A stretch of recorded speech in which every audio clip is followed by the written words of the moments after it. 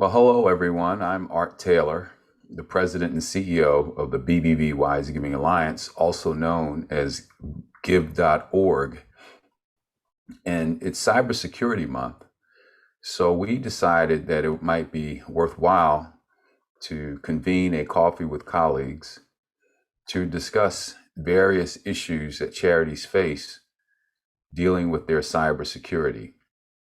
And we are fortunate to have with us a gentleman who knows a lot about cybersecurity, and he is going to take us through a presentation and give us all a chance to ask questions and make comments as we need to, so that we can dig into the subject at a significant level.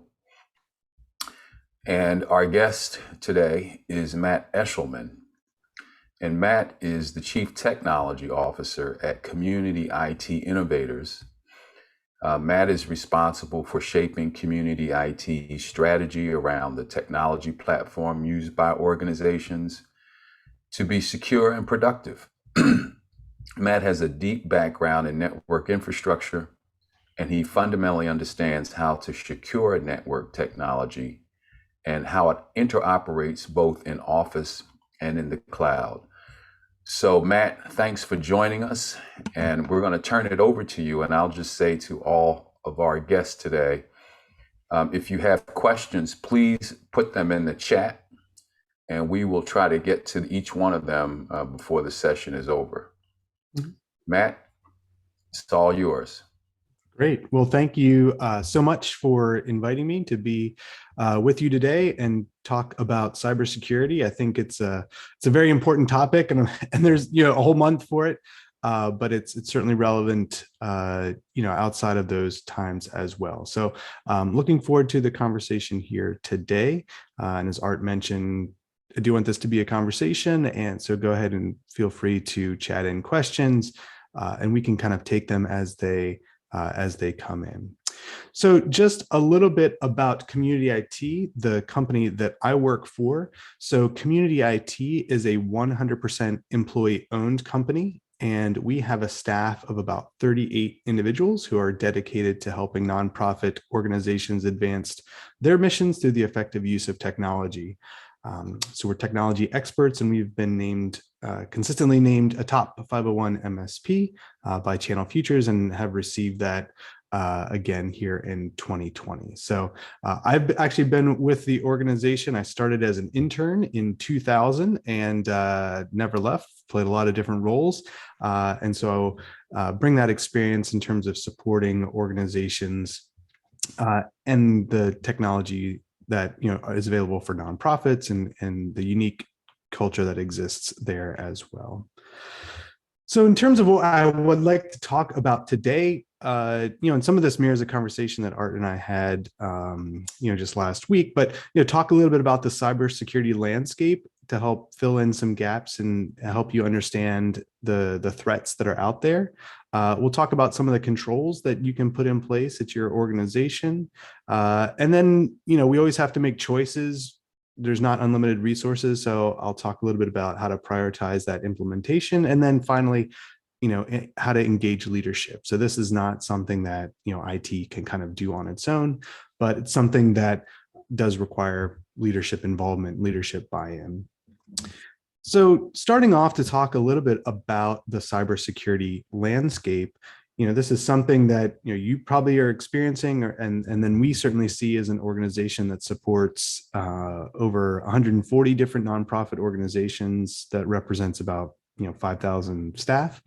So we see persistent and ongoing brute force attacks on your identity. So again, if you can log into something in the cloud, I mean, these bad guys can too. And so as we look at the logs that are associated with those cloud systems, we can just see a persistent and ongoing attacks from many different locations for people trying to log in and kind of access your account. We see a lot of really sophisticated spear phishing. So that's whenever you get a message, it maybe looks like it's coming from your executive director or your finance person, maybe your HR person, that asks you to do something, click on a link, buy a gift card, update some wire transfer information. So really sophisticated messages that can kind of sneak through spam filters. We certainly see organizations targeted because of the work that they do. So specifically organizations that would be in that kind of think tank or policy space. We see a lot of targeted attacks from foreign adversaries there. But then again, organizations, maybe grant-making organizations, are targeted for more financial fraud as well. So, and then there's attacks that target vendors. So again, service providers like CommunityIT were targeted because of the access that we have. So there are broad-based attacks, that are kind of going on all the time. It's not necessarily all bad. There's lots of good security tools that are available to combat these threats. So that's good to have those resources available. And I think it's also very positive that we're starting to see organizations be much more proactive in trying to learn and understand what they can do to help protect their organization. So I think that's been a shift that we've seen over the last several years. And I think, again, evidence, thank you for attending today, but just to learn a little bit more about what you can do to help protect your organization, I think is a positive step. But we know we've got a long way to go. So there was a study that was put out by N10 a few years ago, and it showed that 68% of nonprofit organizations don't have an incident response plan. So that would be something to put in place to help guide them, when they do have a network issue or a compromise. And we also know that breach response is expensive. So again, we often get caught up in the really expensive, high profile things. I just saw that the Colonial Pipeline, I think, spent $11 million to respond to their crypto attack.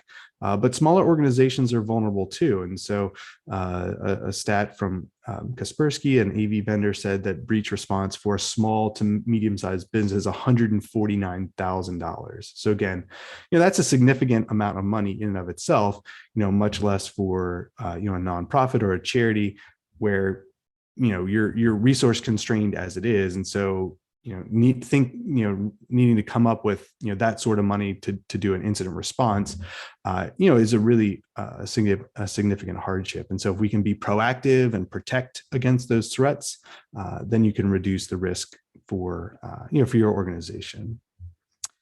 So in terms of what that data is worth, I think a lot of organizations say, hey, nobody wants to bother us. Our information isn't that valuable. Why would somebody kind of go after our organization? But I do think that it's important to recognize that all data has value. It could be a specific, kind of record, like it's shown here, or it could be some other, financial loss that occurs due to fraud. So at CommunityIT, we've seen recent examples of this related to email compromise that turned into wire fraud. So five-figure loss. We've also seen, gift card fraud, a couple $100.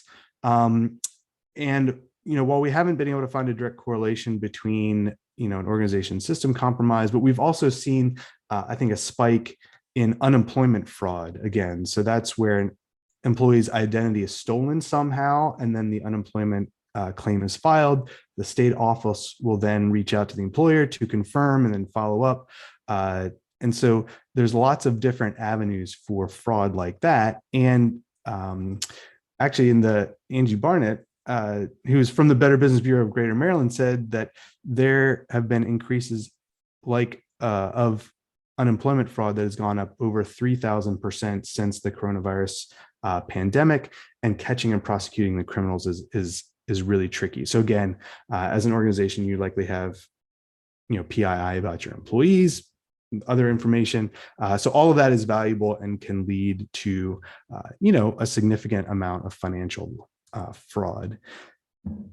In terms of the overall impact of cybercrime, the FBI maintains their Internet Crime Complaint Center. And so we can see the amount of, both the number and the dollar amount associated with cybercrime. So in 2020, that amount was almost 800,000 complaints. representing about $4.2 billion of financial loss. So again, it's a really significant amount of money that's associated with this cyber crime. And I think that term is appropriate. So I think we have kind of maybe the stereotypical view of a hacker, in their parents' basement, hacking, systems because it's whatever, fun and something to do. But the fact of the matter is that many of these cybersecurity adversaries are, well-funded. They're either supported by a foreign government or a criminal enterprise that has significant resources. So it's not just, one person, in a basement somewhere, but it's a well-funded crime-based syndicate that is doing this because there's a financial payoff for it. So I think that helps to change our perspective, knowing that each organization is vulnerable because we all have assets or resources that could be valuable, could be exploited for profit. So at CommunityIT, we've just developed this view of how we want to approach cybersecurity, and that really does start with security policy. So making sure that your organization has a good set of controls in place and have a good framework is a great place to start. Once you have that framework in place, then it makes it easier to implement other technology solutions like security awareness training. Again, I think that's a great place to start. You get a lot of bang for your buck in terms of training staff, helping them identify threats, giving them guidance on how to respond when they do find something. So again, training and equipping staff is a great return on your investment because it helps address the weakest link, which is often the people in this chain. Once you're able to deal with those two non-technical things, then it may be appropriate to add in some technology solutions on top of that. And so we look at protections around your online identity, protections around the data that you have as an organization, the devices that you're using, your network perimeter. Again, as we're most of us are in a work remote environment, that network perimeter is very diffuse. Protections around your website. And then if you can do all of that, then it may be appropriate to add in some more, next gen tools or more sophisticated things. But really think about starting with policy and training as the first steps in cybersecurity. So at CommunityIT, I mentioned we support about 5,000 nonprofit, staff at nonprofit organizations.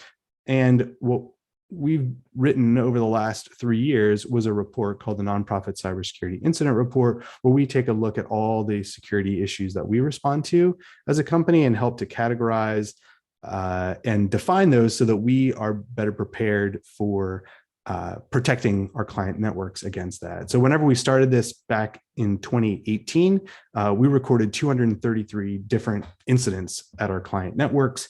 That number has jumped all the way up to about almost 700 security incidents that we responded to in 2020. And I can tell you this year, we're on track to continue that growth. So again, we see the number of cybersecurity incidents really climbing as well.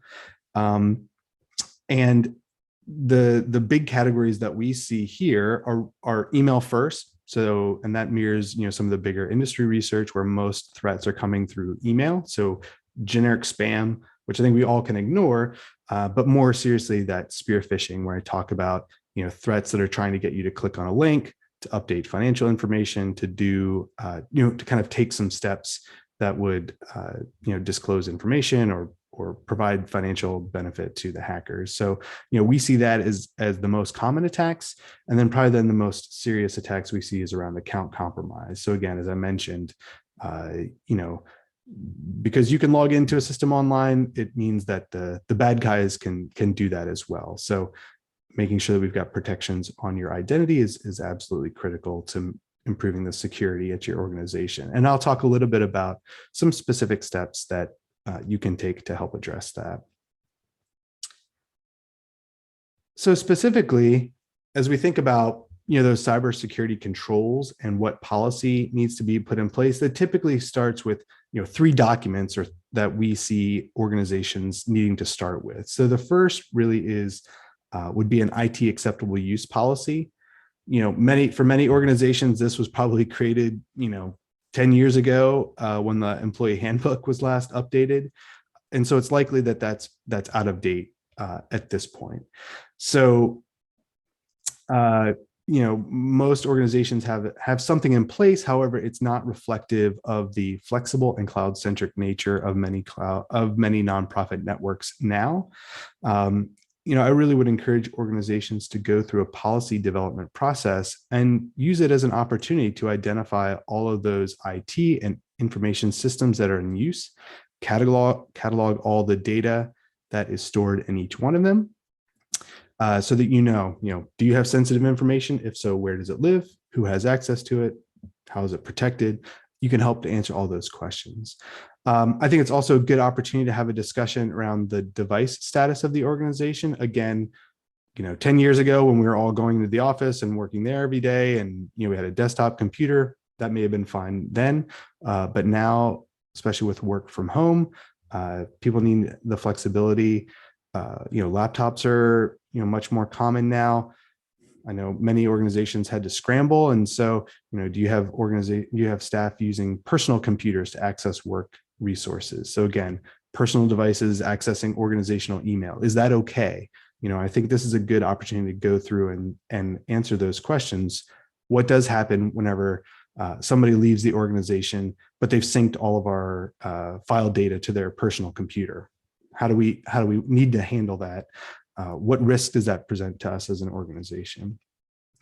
And it's always good, just to kind of talk through some of those scenarios. You don't have to be necessarily very technical, on your own, but I think it is important to be able to talk through different scenarios and then, identify any gaps that may come up as a result of that. The other piece here would be a data privacy policy. Again, if you're working with a lot of volunteers or donors or other people that are giving gifts, it's likely that your organization should have a well-articulated data privacy policy that talks about how your organization is going to handle the data that you are entrusted with, in terms of, reuse. And so being able to clearly articulate to people that are making donations, if you make a donation, here's what we're going to do with your data, I think is a very important step, and it helps to give confidence to those folks that you're engaging with. And then the final baseline policy that I had listed here is just an incident response plan. And again, in the IT world, when we talk about cybersecurity, you often hear this phrase of, it's not if you're going to have a network compromise, but when. And so thinking about it from that perspective, I think reframes things a little bit. And so you need to know how your organization is going to respond when you do have a breach, when your system does get hacked. And this document, again, doesn't need to be long necessarily, but it should be thorough, and you should talk through it, maybe even do some scenario analysis, or what we call the tabletop exercise, to say, what happens if our donor database gets compromised? Like, who do we need to talk to? Who do we need to notify? What role do the various departments need to play? And again, this is something where this is not just IT's responsibility. Your IT department will probably have a role, or if you have an outside IT vendor, they will certainly have a role, in carrying out that incident response. But your communications team might need to be involved to put out news releases or press releases. Your development team needs to be involved to help manage the response to your constituents. So again, those incident response plans are, can be multi-step. They don't need to be very complicated, but it's very important to have something in place before you have an incident, so that you're able to respond thoroughly and completely, as opposed to trying to invent this all on the fly, when you do have an issue. Talking a little bit about cybersecurity and training, I think, like I said, this is a great return on your investment if you can invest in your people as it relates to cybersecurity training. At CommunityIT, our standard approach is for staff to go through one, quote unquote, large annual training. We use an online training portal called KnowBe4. And so we're able to use some online training resources, again, maybe a 20 or 30-minute online system to go through that. Then we are doing monthly phishing tests. So again, if you can test your staff on a monthly basis to kind of see how folks are doing. And then we are doing quarterly micro trainings. So again, maybe a 5-minute quiz, a little game, something interactive, because we just want cybersecurity to be front of mind. We don't want it to be, once a year, everybody goes in the conference room and, 3 hours later you emerge, but we want to have it smaller, more bite-sized, more focused, so that it's something it's in staff's front of mind, all the time, as opposed to something we really only think about, once a year. And then again, at many organizations, there's always a few people that maybe need a little extra support. And through some of these online training resources, you're able to identify who are the people that are clicking on the most, the links when they shouldn't be. Maybe we need to provide them with some additional training and support so that they're able to educate themselves around the threats that are out there. And then the final piece is really talking about the technology tools that you can have in place. And I think these are typically divided up into, kind of 3 top level categories. So protections around your identity and digital account management, protections around your data, and then protections against your device. So again, on identity, we're really talking about that account that you're using to log into systems. So, and the best thing that you can do to protect that account is to enable multi-factor authentication. So multi-factor authentication combines something that which is your password, along with something you have. And so that it's typically going to be, an app on your smartphone, so that whenever you log in, you type in your password, and then your phone buzzes to say, oh, we're detecting a login. Is that you? And you can press approve or type in a code. So that's a great example of how to protect your account, because, we know that passwords are getting compromised with some regularity. And so if you can prevent the bad guy from getting, they may be able to get your password, but it's very unlikely that they're going to get your password and your phone as well. So protecting your account with multi-factor authentication is really one of the best things that you can do for your digital identity. And then there's also some tools that you can use to help manage all of those accounts. I know that with everything being on the cloud, there's so many different passwords to remember. And so that's why I like to use a password manager. So I use LastPass. There's a number of other products out there, Dashlane, 1Password, where you can generate unique and secure passwords, store them in an app, and then they will be auto-filled whenever you go into a different website. So that's the most important thing. Each password that you use should be unique for each different system. And so using a password manager is really a great way to handle that. I think there was a question that came in as part of the the registration that said, hey, what about using my the password manager or the built-in password save feature in my web browser? Can I do that? Is that more secure? I think it can be a good option. It's certainly convenient to have the passwords saved in your browser. I do think that there's probably a little bit of policy work or to think about it as an organization. Do you want to have your organization's passwords saved in a user's kind of personal web browser that may be accessible whenever they're logging in on their home computer? Or do you want to have a little bit of a separation? So again, maybe their work accounts are stored in a password manager. If you're using that, password manager in Chrome or Safari for personal sites, maybe that's okay. So I think the most important thing is that you just want to stay away from a situation where you are reusing the same passwords in many different sites. That's a very bad practice. Or you have some sort of a pattern that you're using where you're incrementing it by one or something like that. So choosing new unique passwords for every site that you go to really improves your security, because when one system's compromised, that's not going to lead to a compromise at other locations. When we think about protecting data, then we think about some maybe old school techniques of backup. So I think that's one of the things that we've lost in the transition to the cloud, is that it's kind of out of sight, out of mind. We don't really think about it. But it's likely that the vendor that you're using for your cloud storage isn't protecting it in a way that you maybe would assume it is. So again, it's important to understand how the vendor that you're using is protecting data.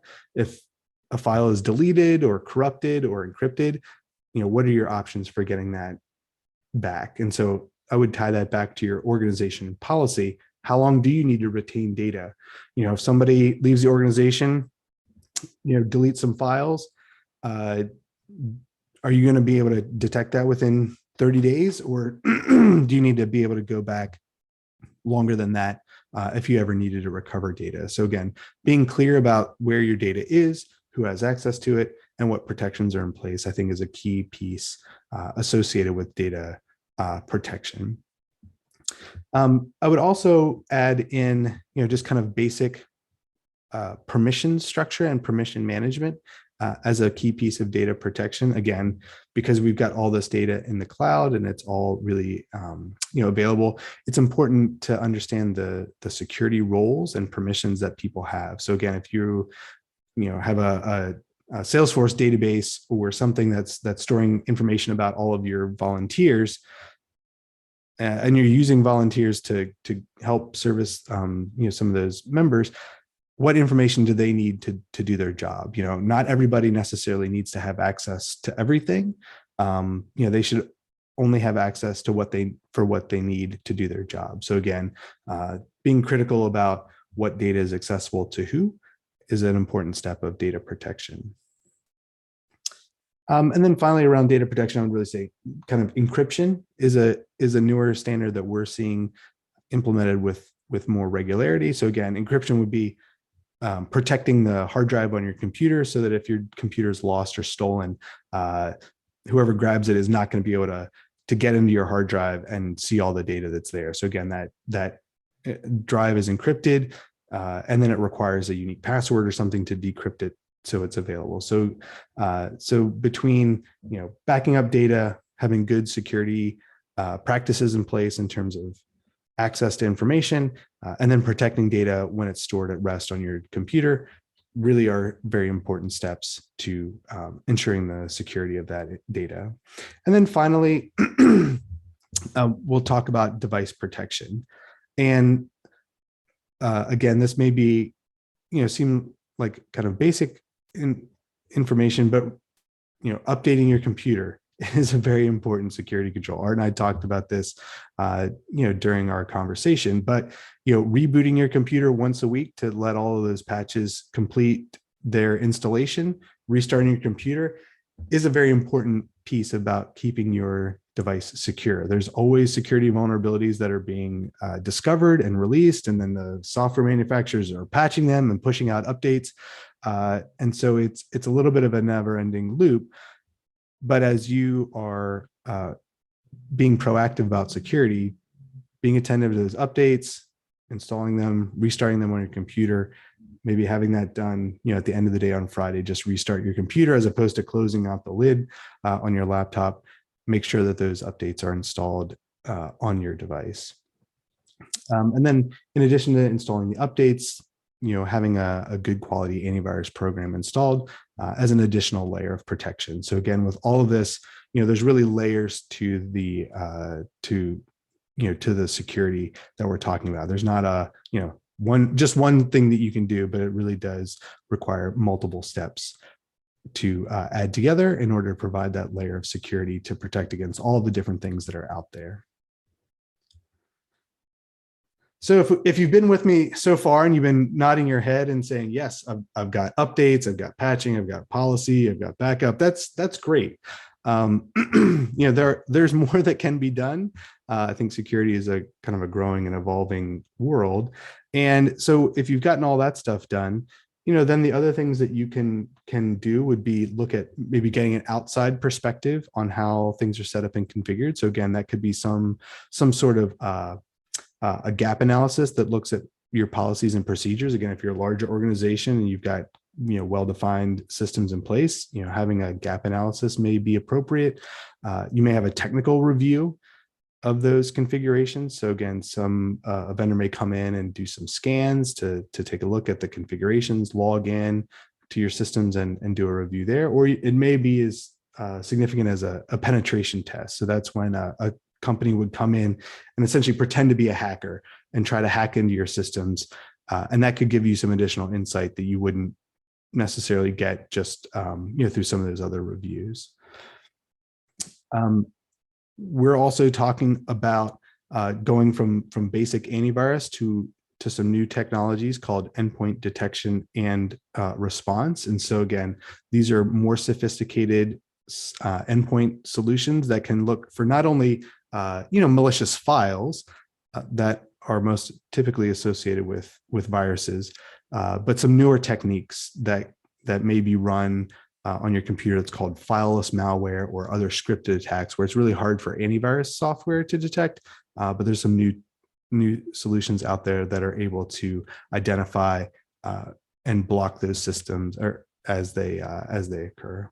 And then finally, I would say being able to monitor and verify everything is kind of that key piece of technology. There's lots of different disparate systems that are out there, and so if you're in a position where you've been able to check off a lot of the boxes that we've talked about so far, being able to roll up all of that reporting so that you're able to have one place where you can look at all the sign-in logs for your staff and all the different systems they're using. You can feed in information from those endpoint detection response systems.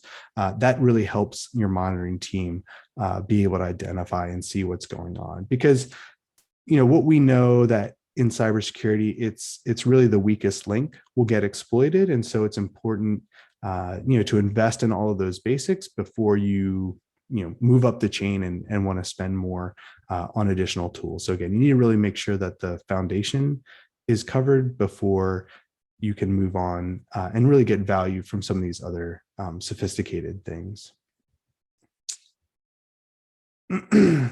So I would be, remiss if I didn't really talk about the impact that organizational culture has in all of this. So I think it's important for folks to understand your organization's tolerance for risk and what needs to be protected in the context of what can be allowed. So again, what I mean there is, every organization is different. They operate, differently, and the cybersecurity controls you put in place really needs to flow into how your organization works. We have some organizations where they're very competitive, and so they like to actually display the security awareness training stats. They like to say who's clicking on those links. And so that's kind of how their culture works. And they've made it more of a game and interactive. We have other organizations that are a little bit more, conservative and staid. And so they, will approach it with a little bit more seriousness. But I think each of these controls needs to be done, within the context of the organization. So you can't, I think, just drop a control in place and expect it to work without understanding how it's deployed and supporting those users in that change.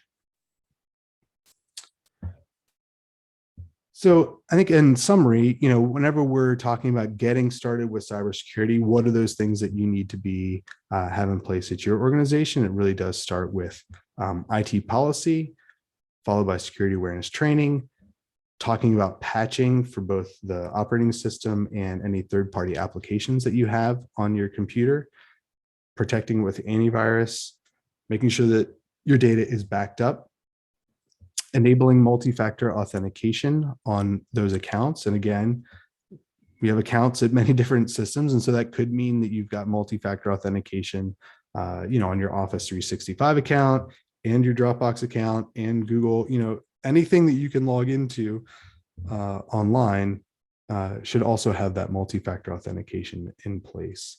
You can have a password manager to help manage some of that access.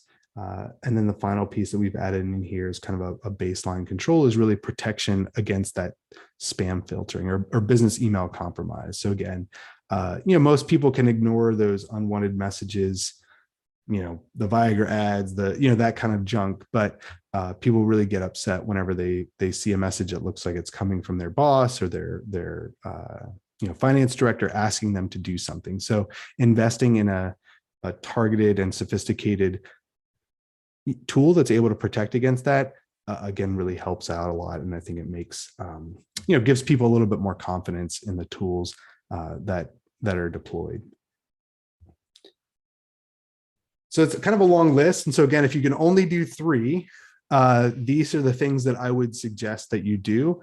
I harp on it, kind of again and again, but multi-factor authentication is really, the best protection that you can have to protect your online identity. I'm going to see if I have a link here that I can chat out that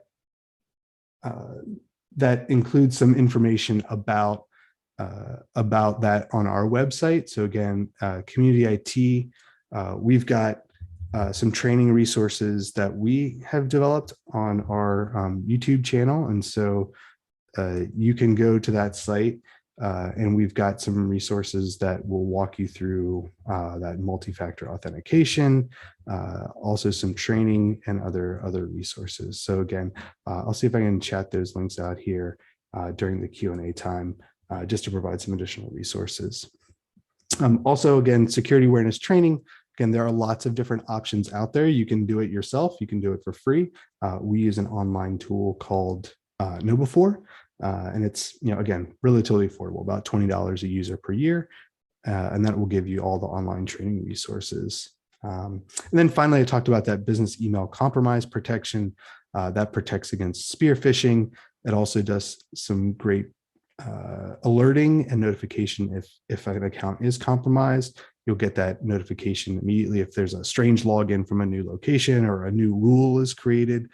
We'll see that, and it'll alert your IT admins, and so they can respond much more quickly than just kind of relying on other indicators. And again, the reason we say that multi-factor authentication is so important is because it's so effective. So this is some research from Google, where they have done some analysis on how effective MFA is. And so for most organizations, we're really trying to protect against those automated bots or those phishing attacks. And you can see that those on-device prompts are 100% effective, 99% effective against that sort of attack. And I think if we can get there, that's really great. Because from the data that we see, last year we responded to about just over 30 or 32 account compromises for the clients that we supported.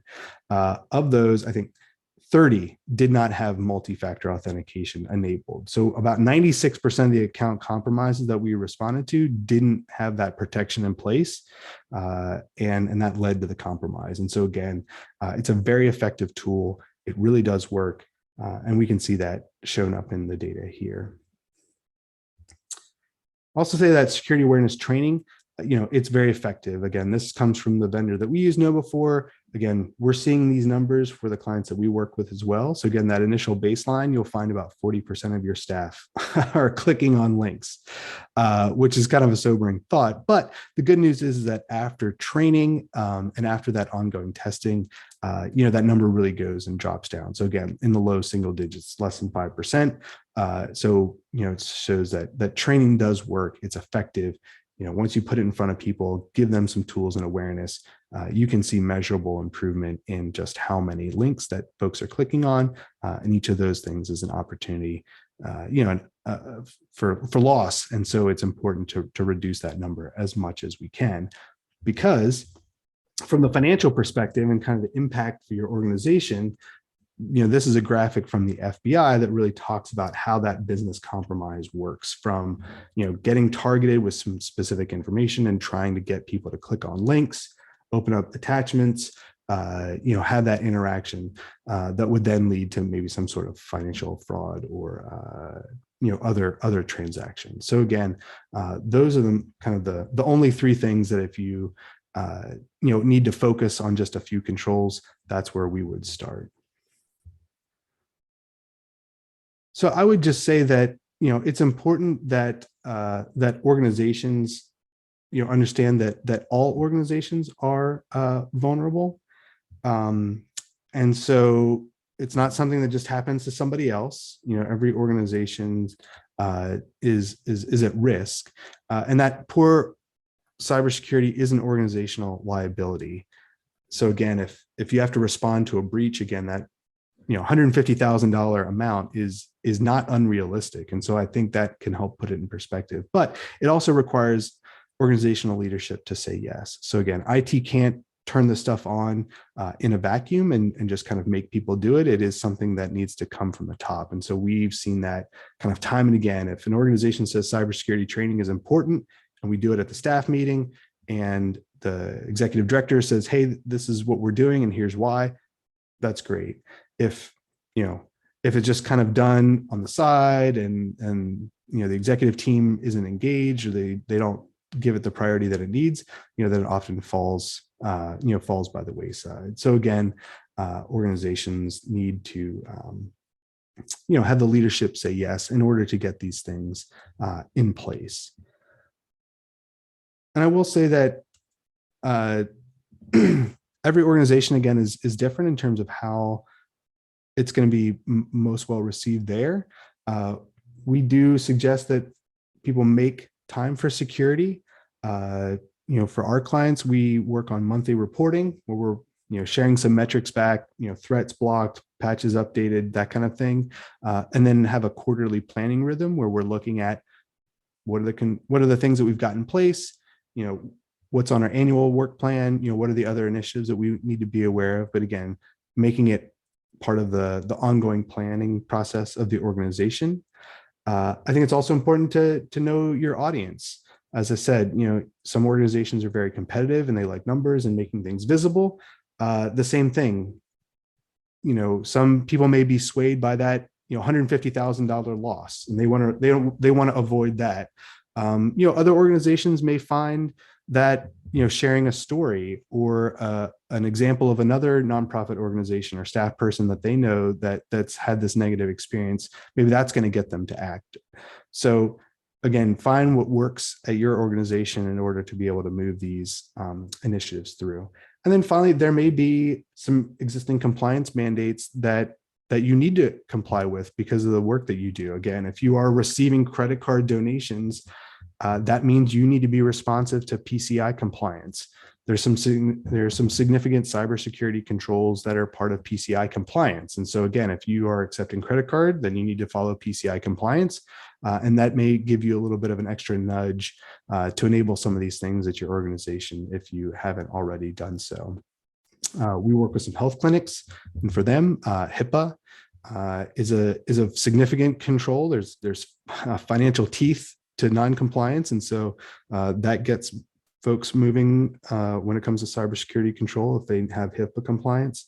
Again, if your organization works with European folks, then GDPR may be a policy or a control that you need to look at implementing because of the data that you're working with.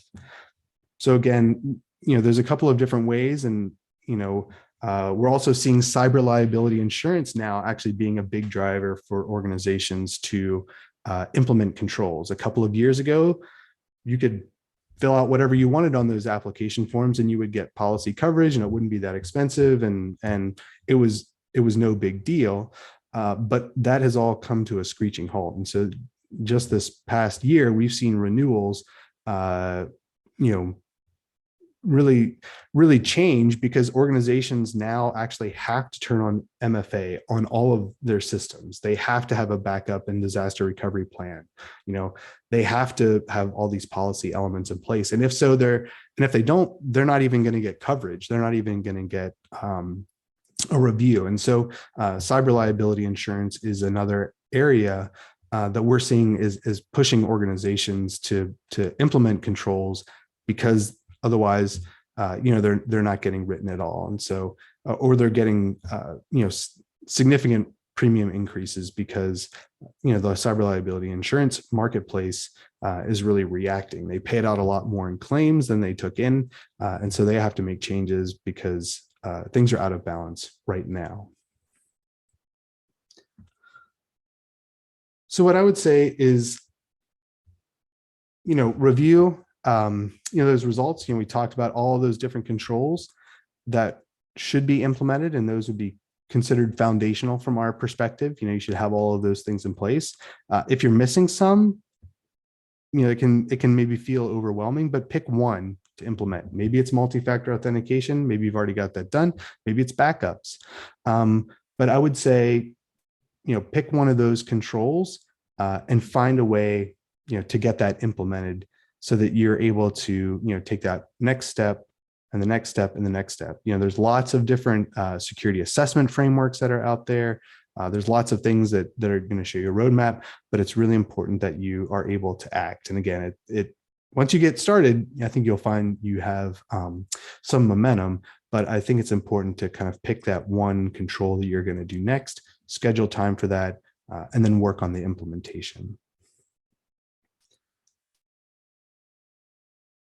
So I think we have a few minutes for maybe either questions or comments as they've come in. I think there's one here in the chat, but I'll take a few minutes here at the end of our time together to see what questions this may have raised for you and your organization. Yeah, and Hannah and Michelle and Glenda, Jeff and Laurel, feel free to give us any specific comments or concerns that you may be having or questions that you have for Matt. And Matt, I want to thank you. But yes, there is a question in the chat about Captcha, which is something that's used on charity sites that are that collect donations. First of all, can you tell us a little bit about Captcha, what it does, and whether it is something that is becoming more of an industry tool now? So a Captcha is often represented as a little checkbox on a web page, and so there's some fancy technology that goes into it where it's easy for people to check the box, but it's actually hard for robots or kind of scripting things to kind of figure out where that checkbox is and to check it. And so the Captcha tool is used to help prevent these automated attacks against online forms, and that could be donation forms. We use it for registration forms. Anything where a bot could kind of test filling in information or credit card, that kind of thing, can be protected with a Captcha. And I think there is a balance, and I think each organization will need to test those things and to kind of see the impact. I think there's a lot of tools in place to help, particularly I think on payment processing, and you may need to work with that payment gateway to kind of figure out what's the right balance, for your constituents. I think you probably don't want to have things wide open, because what we see is that organizations that don't have any gatekeeping or any quality checks on those kind of donation forms in particular, those sites can be exploited by, again, we talked about, if credit card numbers get stolen, what happens is that those bad guys then will take those credit card numbers and they'll try to do small transactions to see if the numbers work. And so if you don't have any controls on your credit card donation site, your site could be exploited because the bad guy could just be running a whole bunch of dollar credit card transactions to verify if a credit card works or not. And so again, turning on Captcha on a donation site, for example, would be a way to raise that bar to maybe eliminate some of those sorts of attacks. Great. You talked a lot about risk and organizations needing to balance risk against something happening, and yet you also said that it's not whether, it's when. It seems that lots of organizations are going to be hit at some level. Maybe it's essentially the question of how much scale they're going to be hit by. And so these recommendations are really important that you're making. Is there any estimate, for instance, of what charities should be spending as a percentage of their budget to secure their organizations? I mean, do we have any sense of that? Yeah, I think that's a good question. I think that always comes up, like what's the magic number? And I don't know if necessarily there's just one number. I think there's a the consulting answer is that it depends, but I think certainly a few percentage points of the organization's operating budget devoted towards IT and cybersecurity are would be appropriate. I think the good news is that for a lot of these controls, we're talking about, policy or multi-factor authentication, those things don't cost very much in terms of direct dollars. And, so you can implement that, without a big hit to your bottom line or a big overhead contribution. And I think to some extent, some of this is it's insurance. It's hard, and I think organizations are in a position where it's hard to think about spending money on this because it does seem like it's all overhead, and it's like insurance. You need to turn on multi-factor so you don't get compromised. And so I think that financial calculation can be hard for organizations because they're really focused on the mission and the work and how are we delivering services, and so that risk that's out there can be hard to kind of quantify, to say, well, if we don't implement this control, that's going to cost us down the road. But I think as I've said, it's not a question of if, it's when. And so having those controls in place to prevent a loss from happening, I think that's invaluable. And so so having those things in place, again, multi-factor backups, we're talking about a couple dollars per user per month, right? Not that expensive compared to the potential risk that it helps to avoid. Yeah. Hannah had a question.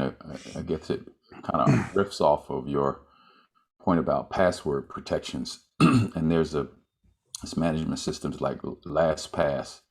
Are they in any way superior to saving passwords on Keychain or Safari or Chrome?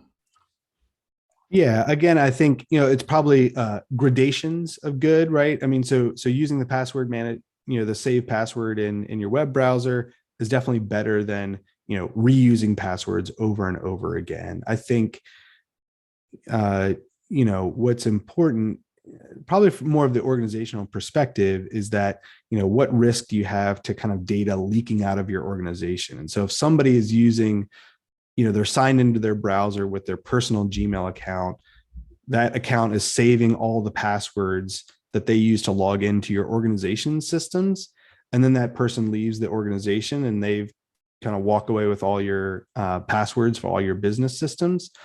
That could be an unacceptable risk, or that represents an additional risk. And so if you can say as an organization, hey, we're going to use LastPass for teams for our organization to help us manage passwords, like all your organizational passwords go there. And then your personal account, you can do whatever you want with.